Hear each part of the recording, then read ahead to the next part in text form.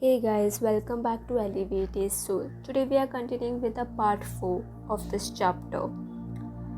Behind all the temporary manifestations of matter within this cosmic creation, there is the absolute truth, the Supreme Person, who all learned scholars describe as Vasudeva, the cause of Brahman and Paramatma. My dear King Rahugana, unless one has the opportunity to smear his entire body with the dust of the lotus feet of a great devotee, he cannot realize the absolute truth. In a previous birth, I was known as Maharaja Bharata and had attained spiritual perfection by becoming completely detached from material activities and rendering devotional service unto the Supreme Lord. However, due to my misfortune, I became very affectionate toward a small deer, and because of neglecting my spiritual duties, I had to accept the body of a deer in my next life. Still, due to having rendered sincere service unto the Lord, I can remember my past life and the cause of my fall down. It is for this reason that I remain aloof from materialistic association by wandering about unnoticed by others. Jadabharata became very compassionate upon King Rahugana, and to further enlighten him, he described the forest of material enjoyment. Jadabharata said, "The conditioned soul wanders on the very difficult path of material existence under the spell of the three modes of material nature. Being unable to conceive of anything beyond the three fruits of activities, auspicious, inauspicious, and mixed, he works very hard day and night, just like a merchant who enters the forest to acquire some articles he can sell later for a profit. Within the forest there are 6 very powerful plunderers who misguide the merchant and take away his wealth. Besides these dacoits, there are tigers, jackals, and other ferocious animals that are ready to take a lamb away from its protector. Within the forest, there are dense bowers of bushes and creepers, but when the conditioned soul takes shelter of them, he becomes disturbed by the biting of flies and mosquitoes.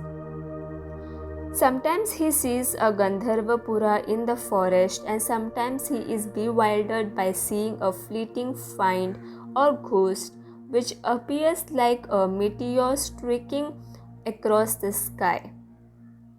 While running here and there on the forest path in search of success, the merchant is sometimes blinded by a wild wind and thus cannot see where he is going or what he is doing. While wandering in the forest, he sometimes hears the harsh sounds of invisible crickets or the screeching of owls, and thus his heart becomes pained. Sometimes, while overcome by a strong appetite, he approaches a tree that has no fruit or flowers, and sometimes, when he becomes very thirsty, he becomes illusioned by a mirage and runs after it.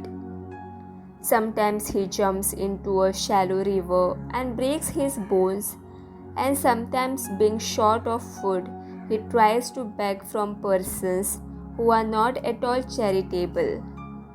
Sometimes he suffers from the burning heat of a forest fire, and sometimes he becomes exceedingly morose after his wealth has been taken away by Rakshasas. Sometimes he imagines a Gandharvapura wherein he hopes to reside happily along with his family and possessions, but such satisfaction lasts for only a moment. Sometimes the merchant wants to climb the hills and mountains, but due to having improper shoes, his feet are pricked by the small stones and thorns, and thus he becomes very aggrieved. Sometimes, due to setbacks, the merchant becomes very angry and takes it out on his family members. Sometimes he is swallowed by a python, and sometimes he is crushed or left lying unconscious on the forest path after being bitten by a poisonous snake. Having become blinded, he sometimes falls into a dark well while wandering about in the forest. Sometimes the merchant tries to take honey from the beehives that are found in the forest, but he ends by being attacked by the bees. Sometimes finding himself unable to counteract the disturbances of freezing cold, scorching heat, strong wind, or excessive rain, the merchant becomes very unhappy. Sometimes, due to extreme poverty, he does not even have a sufficient home in which to enjoy family life, and thus, so he tries to beg money from others. When this proves unsuccessful, he borrows money, and when he cannot repay the loan, he steals. When he is caught stealing, he is beaten and insulted, and thus he sinks down into a very miserable condition. Due to monetary transactions, relationships invariably become very strained and end in enmity. Sometimes the merchant is cheated again and again in business, and so he becomes highly embarrassed due to his financial difficulties. While on the forest path, he one day becomes barefoot of his dear father and mother, while at the same time he becomes attached to his newly born children. In this way, he wanders on the path of material progress without knowing how to get out of the forest, even up to the moment of death. Sometimes the merchant takes shelter of creepers and desires to hear the chirping of the birds within. Then, being afraid of roaring lions, he makes friends with cranes, herons, and vultures. After being cheated by them, he may take to the association of devotees, but since he cannot follow their instructions, he once again returns to the company of monkeys to derive satisfaction from sex and intoxication. While looking into the faces of the other sense gratifiers, he becomes forgetful and in this way approaches death.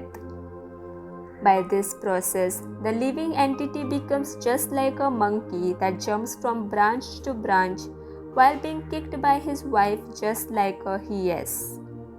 Sometimes he falls into a mountain and cave and becomes very afraid of the elephant living within.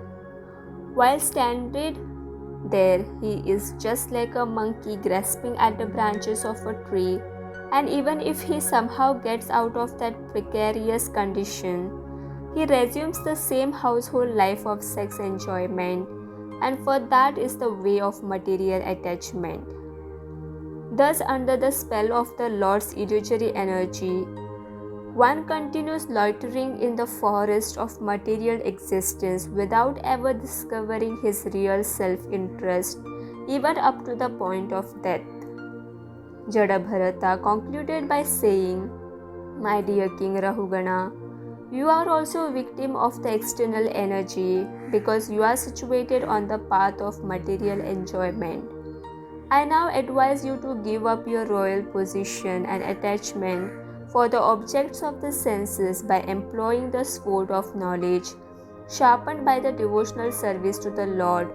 In this way, you will be able to cut the hard knot of illusion and cross over to the other side of the ocean of nescience." King Rahugana said, "It is not at all astonishing that simply by being covered with the dust of your lotus feet, one immediately attains the platform of pure devotional service to the Lord. By having your association for just this brief moment, I have become freed from all doubts, false prestige, and lack of discrimination, which are the roots of material entanglement. The arguments offered by pure devotees are so convincing that even a dull-headed disciple becomes immediately enlightened with spiritual knowledge.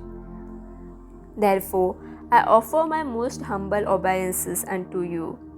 There had certainly been some waves of dissatisfaction in the mind of Jada due to being insulted by Maharaja Rahugana.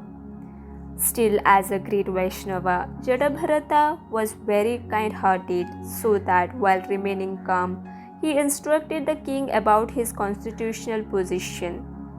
After King Rahugana had begged pardon for his offences, Jadabharata forgave him and completely forgot about the insults, and thereafter he continued wandering over the earth as before. Maharaja Parikshit said, "My dear Sukadeva Goswami, you have very nicely described the position of the conditioned soul, comparing him to a merchant in the forest. Although intelligent men can easily understand these instructions, the purport is not so easily comprehended by common persons. Therefore, I request your holiness to give the direct meaning of this allegory."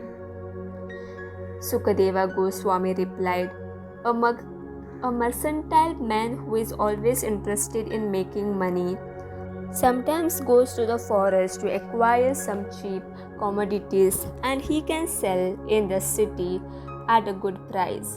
In the same way, a conditioned soul, being greedy for personal profit, enters the material world, which is created by the external energy of Lord Vishnu, and then gradually becomes so degraded that he cannot find his way out.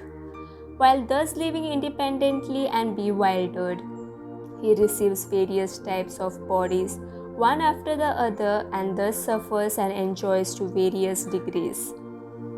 The money that the merchant acquires should be used for advancement in Krishna consciousness, but his uncontrolled mind and senses plunder it for the purpose of unnecessary seeing, smelling, tasting, touching, and hearing. Family members may be called wife and children, but they are actually like tigers, jackals, and foxes who enter the merchant's heart and then plunder his wealth so that they can gratify their own senses. Every year, the farmer plows the field, uprooting all kinds of weeds. Still, because the seeds remain, the weeds will once again sprout along with the crops. Similarly, unless the seed of desire to enjoy family life, which is the field of fruitive activity, is burned, it will grow again and again. Even though camphor may be removed from a pot, the aroma nonetheless remains. Unless one's desires are completely transferred to the service of the Lord, the desire for family life will continue. Sometimes a person may take sannyasa out of sentiment, but because his desires are not yet completely burned, he again will take to family life at the risk of losing his prestige and good name. The next part will be continued in the next video. Radhe Radhe.